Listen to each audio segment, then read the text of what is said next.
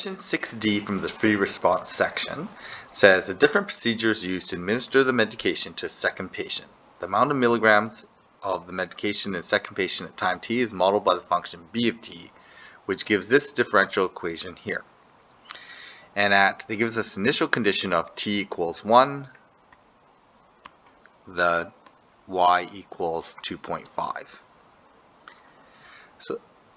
So the question asks, is the rate of change of the amount of medication in the second patient increasing or decreasing at t equals 1? So it's asking for the rate of change, whether it's increasing or decreasing. Well, if we read this carefully, this really means the change of change. So better write that more clearly. This means the change of change. Okay, this is the second derivative. Okay, so we have to then find the second derivative of this implicit function. So we're given the first derivative, dy by dt, is equal to 3 minus y over t plus 2.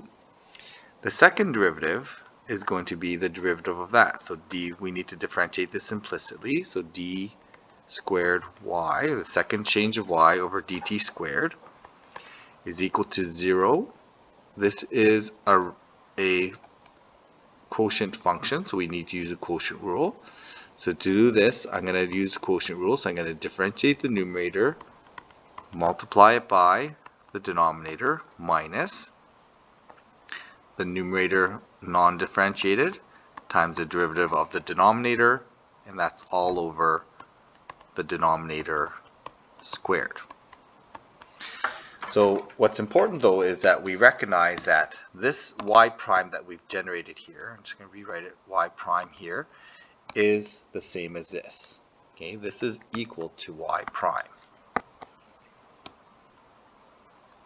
So we can do one of two things. We can either solve for y prime at the value given. So we're given the condition of t equals 1, the milligrams is 2.5 milligrams, and we can work out the y prime here, or we could just embed that derivative into the second derivative. Okay, and this is what I'm going to do. I'm just going to embed that first derivative into the second derivative. So I'm just going to rewrite it like this.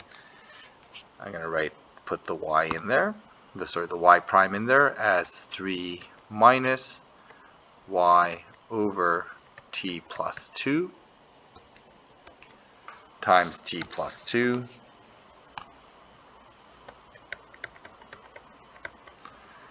minus y, and that's all over t squared, t plus 2 squared.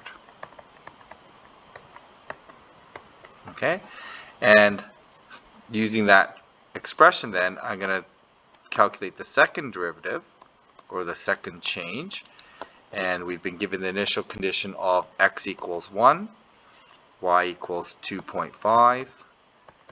So just be careful with your signs and everything. We end up with 3 minus 2.5 over 1 plus 2, that's equal to 3, times t plus 2, so 1 plus 2 is equal to 3, minus y, which is 2.5, and that's all over 1 plus 2, so that's going to be 3 squared in the denominator, so 3 squared. Okay, so just be careful with simplifying this expression. I'm going to just simplify this into 9 minus 2.5 over, actually I'm just going to expand those brackets out. That's going to be easier, so it's going to be 9 minus 2.5 when I expand the brackets, minus, so it's going to be minus 3.5, I think it is. Y was 2.5, no, sorry, that's 2.5. Okay, so y minus 2.5 minus 2.5 and that's all over 9, and I'm going to end up with negative 4 over 9. Okay, and because I have this is milligrams per, and I think it's in seconds, okay, or hours, milligrams per hour squared, milligrams per hour per hour. So this must, since the second derivative is negative, the rate of change is decreasing.